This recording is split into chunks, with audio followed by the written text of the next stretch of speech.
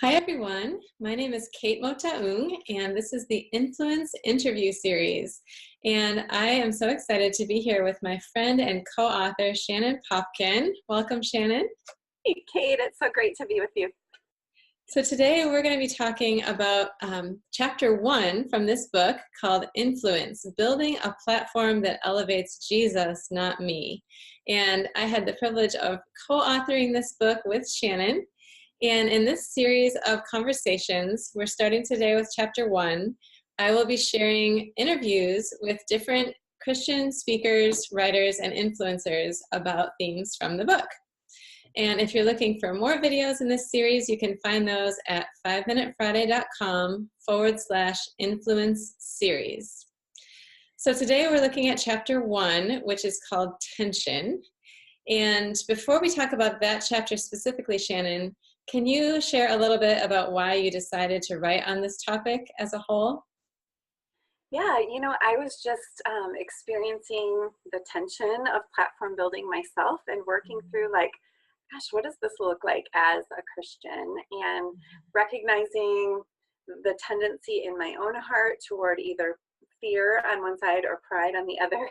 And so I just had been thinking through, I think it was actually the passage about no one lights a lamp and then puts it under a bed or under a jar, but sets it on a platform. And I think it was that passage, studying that passage and seeing the parallels of wow, that kind of sounds like platform building. There is God lights the lamp of our understanding and gives us a message, not that we just be light receivers, but light generators. We share the light, we reflect the light. And so that's what he's called us to. And he doesn't put our light under a jar where it will get snuffed out, or under a bed, which would catch on fire, right? He sets it on a platform so that others can be drawn to the light. We are intended to step up on platforms so that we can share him and elevate him and share truth. Thank you. How would you describe that tension? You talked about the tension that you felt. How have you heard other people, other Christian authors and writers describe that tension in a similar way? Yeah, I think that the digital world that we live in has made it even more difficult. I think there's always been a tension of wanting to share share your message, whether authors or speakers, or I can think of pastors and in the past talking about seeing themselves as elevated and knowing that that's wrong, but having to guard against that. But man, now with the digital world that we live in, every bit of truth that we toss out, there's a link back to us. And so it's never been more possible to create your own brand and establish your own platform, or get your message out into the world. We have so many avenues that have never been available before, but it's creating this dilemma that we haven't experienced before either. So how can we, in good conscience, be lifting ourselves up and gathering followers and trying to promote our work when Jesus tells us to humble ourselves? Or how can we try and build up our stats when we're told to take up our cross and die to ourselves? It feels like the two are in tension with each other. I don't think the world experiences this tension. I mean, maybe to some degree, but as Christians, we know that we're called to humility, to lift others up and not ourselves. And so yeah, I think that's exactly the tension that we're facing in today's world. Yeah, that is so true. I've experienced that myself as well. How have you experienced this tension in your own life as an author and speaker? I've just watched how I set out to give and serve and share truth. That's my heart, that's my passion. But then midstream, without even recognizing it, suddenly I'm caught up in trying to serve myself or receive affirmation or get followers. And every time I send out a link, like I said, there's a link back to me. And so when people click on those links or purchase my books or invite me to speak, or my email list grows, it can feel like tally marks. It can feel like I'm I'm winning, or I'm acquiring, or my status even is growing, and that does something in my heart.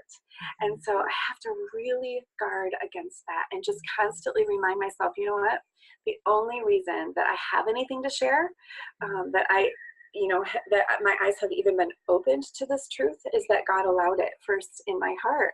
And the only reason that I'm able to articulate anything, that I have a voice that works, that I have lips that move, and that I'm able to communicate even baseline communication, let alone be able to create images and use my warmth or use my tone, like that is all from God. Any gift that I have first received, and it can be taken away. And any platform that I get to stand on as a speaker, or any words that I get to write, those opportunities have been given to me first by the Lord.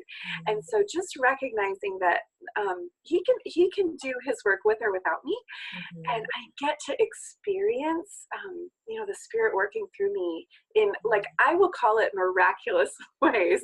Like, I have stood on platforms before and had the thought, like, oh my goodness, I don't know what I'm going to say next, and then had the Spirit fill my mouth with words. Like, it is supernatural. Or writing the words on the page of a book and seeing connections that I had not seen. I know it's only the Lord, and it is such an honor to be able to experience his presence and his Spirit empowering me in this special way. It's a gift. It's a treasure.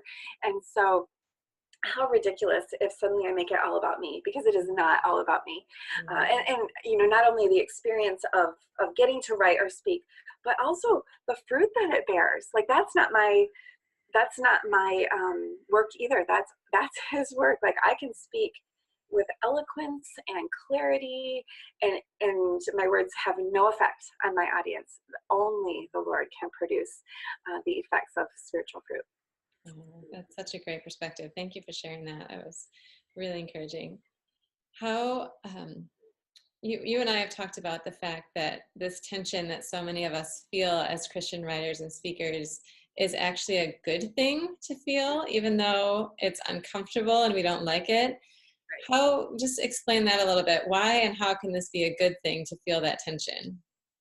Yeah, I think that if you've grown to the point where you no longer feel the tension, you're no longer wrestling with just the icky feelings of putting your work out there, like, maybe you need to return to that. Like, I don't see that as a healthy, good sign. I think that I am at my healthiest state when I'm measuring my heart, and when I'm guarding against, like, oh, why am I actually doing this?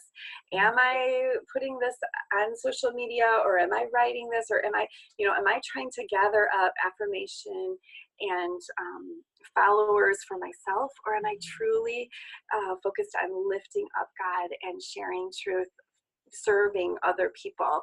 And so I think, the tension, it's a good thing. And I will say I saw the tension in myself more early on as a writer. I remember feeling like absolutely sick to my stomach the day that I sent an email out saying, like, I started a blog. This was like a decade ago.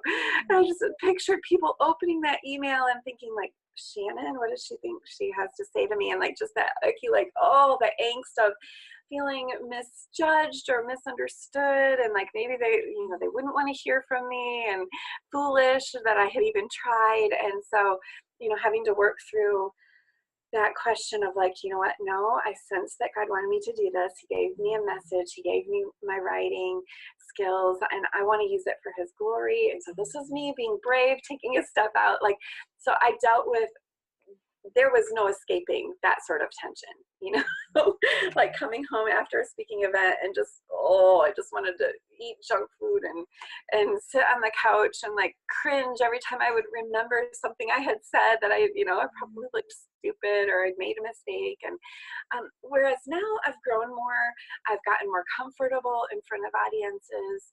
I can speak almost without notes now on topics that I'm really comfortable with, and so I think now the what I need to guard against more is pride, and self-sufficiency, and reminding myself of all those things that I just said.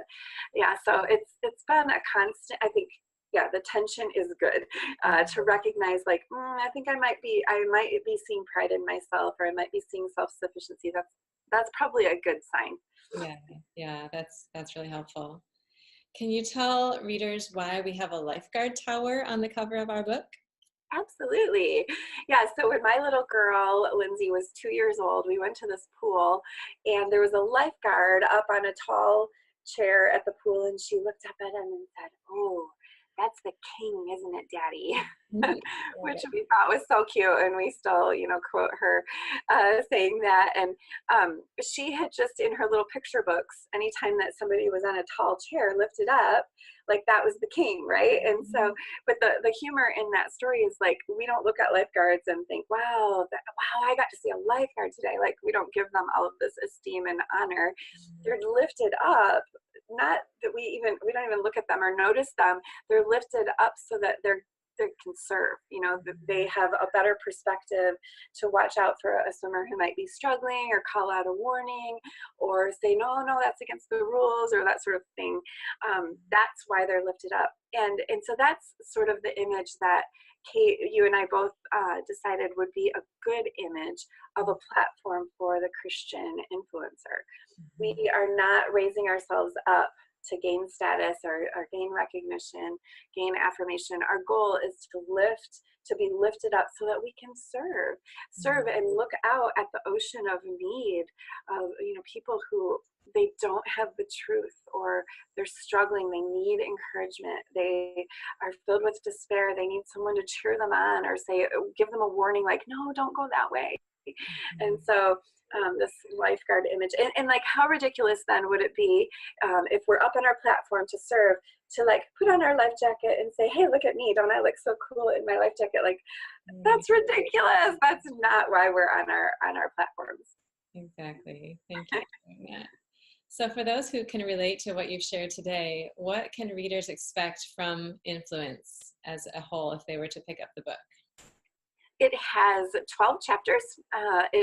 We have Bible teaching kind of woven throughout the book. It's very relatable and personal. Kate, you and I have shared our stories. Like, they will know us by the end of this book. They will know who we are, and just what we've gone through as writers. I think a lot of like behind the scenes stories. We've been, I think, pretty vulnerable with our own feelings on our writing journey. There are discussion questions at the end of the book. We especially want to encourage groups of writers and speakers to do the book together and work through those discussion questions. At the beginning of each of those, there's an around the circle question, so that everybody would get involved in participating and talking through each of the areas that we've covered. So let me just read the chapters. We have one on the tension, which we've been talking about today, fear, calling, forward, strategy, pride, compare, sift, serve, network, focus, and trust. So we've just kind of looked at all of the different angles that this affects. Hopefully we've hit, I don't want to say we've done it all or covered everything, but hopefully we've been very thorough in how this issue of platform building affects us, and how we can think more biblically in a more godly way about platform. Yes, great. Where can people learn more about the book? So both Kate and I have a page on our websites dedicated to influence. So if you go to either one of our sites, mine is shannonpopkin.com, and just look for the influence tab. Kate, yours is at 5minutefriday.com, is that right? Yep, /influence, yep. Okay, so you can go to either of our sites. They're a little bit different, but pretty much the same. And you can find the book on Amazon as well. Great. Well, thank you so much for your time, Shannon. And again, if you're listening and you'd like to see more interviews from this series and listen in, you can find those at 5minutefriday.com /influence series. I hope this has been helpful. Thanks. Bye. Thanks so much.